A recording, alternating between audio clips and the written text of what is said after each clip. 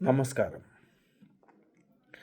ഞാൻ ഇന്ന് ഈ വീഡിയോയുമായി വരാനുള്ള കാരണം, ഈ കഴിഞ്ഞ ദിവസങ്ങളിൽ വയനാട്ടിലെ സുൽത്താൻ ബത്തേരിക്കടുത്ത് ബ്ലേഡ് മാഫിയയുടെ ഉപദ്രവം മൂലം ഇല്ലാതാക്കപ്പെട്ട ഒരു കുടുംബത്തെക്കുറിച്ചുള്ള കാര്യങ്ങൾ അറിഞ്ഞതിന് ശേഷമാണ്.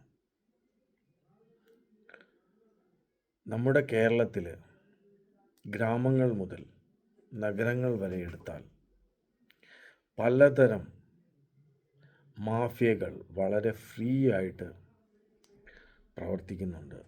ബ്ലേഡ് മാഫിയ,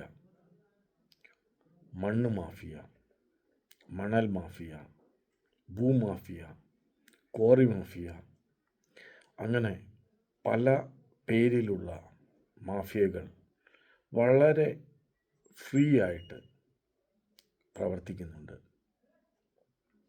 ഭാവിയിൽ പല രൂപത്തിൽ ഈ മാഫിയകൾ കടന്നു വരാം. ഞാൻ രാജേഷ് പി ജോസഫ്,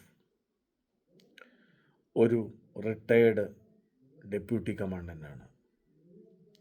അസം റൈഫിൾസിലും NSGയിലും 25 വർഷത്തോളം സേവനം അനുഷ്ഠിച്ചിട്ടുണ്ട്. എൻ്റെ സ്വദേശം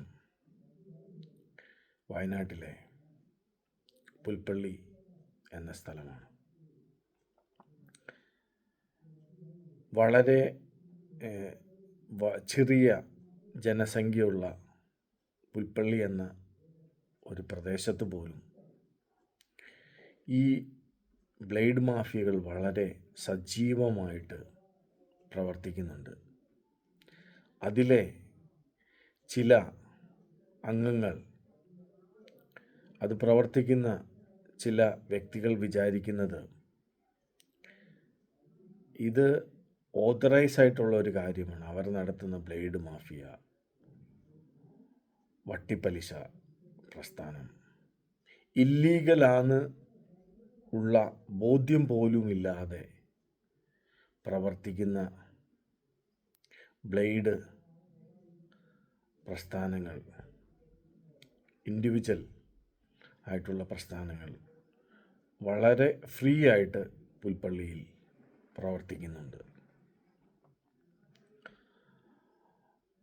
എപ്പോൾ വരെ എൻ്റെ ജീവിതത്തെ, എൻ്റെ ഫാമിലിയെ ബാധിക്കുന്നില്ല, അതുവരെ ഞാൻ എന്തിന് സംസാരിക്കണം? Why should I? ഞാൻ എന്തിന് സംസാരിക്കണം? ഞാൻ എന്തിന് ശബ്ദമുയർത്തണം എന്ന നമ്മുടെ ഒരു ചിന്താഗതിയാണ് ഇവരെ വളരെ ഫ്രീ ആയിട്ട് അഴിഞ്ഞാടാൻ അനുവദിക്കുന്നത്. എല്ലാവരും ഇതേക്കുറിച്ച് ചിന്തിക്കുക, മനസ്സിലാക്കുക, ഇതിനെതിരായിട്ട് പ്രവർത്തിക്കുക. അല്ലെങ്കിൽ ഭാവിയിൽ ഈ മാഫിയകൾ പല രൂപത്തിൽ വരും. അപ്പോൾ ഇപ്പോൾ നമ്മൾ ജീവിക്കുന്നത് പോലെ ഉള്ള സ്വാതന്ത്ര്യത്തോടെയുള്ള, സ്വസ്ഥതയോടെയുള്ള ഒരു ജീവിത സാഹചര്യം പോലും നമുക്ക് നഷ്ടമാകും. എല്ലാവരും ഇത്തരം മാഫിയകൾക്കെതിരായിട്ട് സംസാരിക്കുക, പ്രതികരിക്കുക. നന്ദി.